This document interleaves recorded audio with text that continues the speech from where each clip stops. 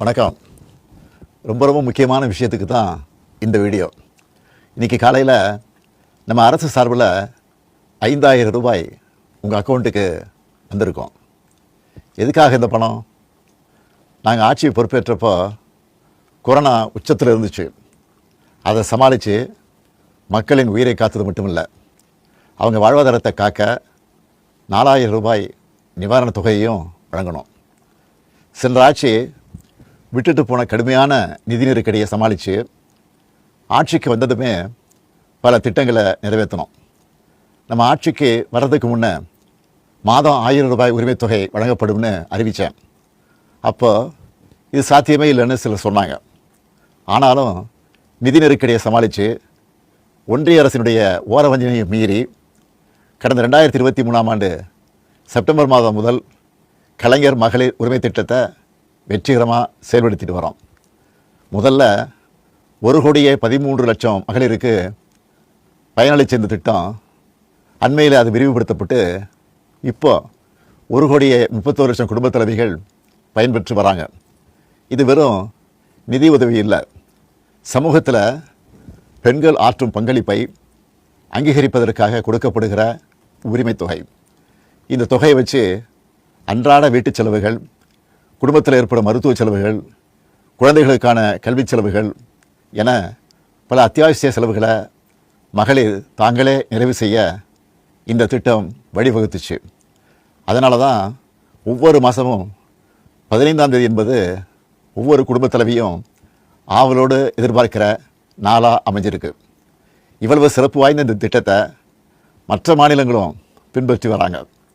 இந்த உரிமைத் தொகையை மேம்படுத்தணும்னு நாம் செயல்பட்டு வந்தால் அதுக்கு எதிராக டெல்லியில் இருக்கக்கூடிய ஒரு கூட்டமும் தமிழ்நாட்டில் அவங்களுக்கு அடிமையாக இருக்கக்கூடிய இன்னொரு கூட்டமும் எதிர்வரும் சட்டமன்ற தேர்தலை காரணம் காட்டி அடுத்த 3 மாதத்துக்கு இந்த மகளிர் உரிமைத் தொகையை நிறுத்த சூழ்ச்சி செய்கிறதா தகவல் வருது.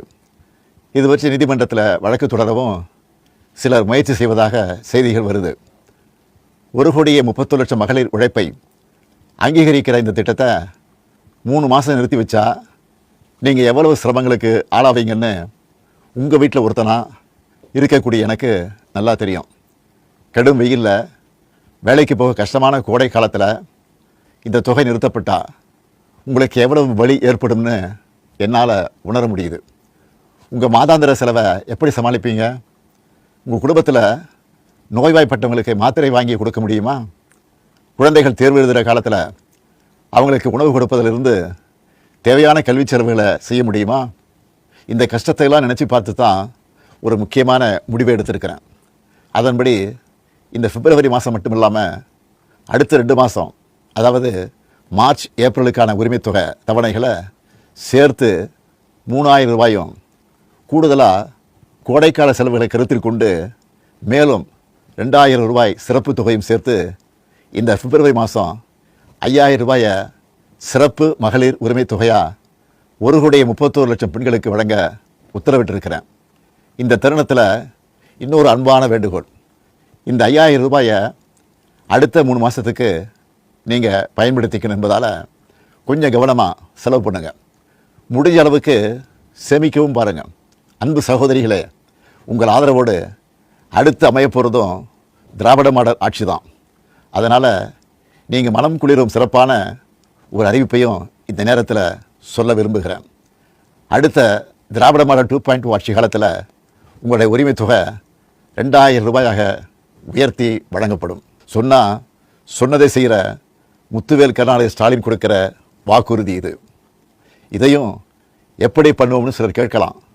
கடந்த ஆட்சியின் 10 ஆண்டுகளில் தமிழ்நாடு அடைய முடியாத பொருளாதார வளர்ச்சியை இந்தியாவே திரும்பி பார்க்க அளவுக்கு சாதித்து காட்டினவங்க நாங்கள். அதனால் எந்த தடை வந்தாலும் அதையெல்லாம் தாண்டி தமிழ்நாடே வெல்வோம் ஒன்றாக.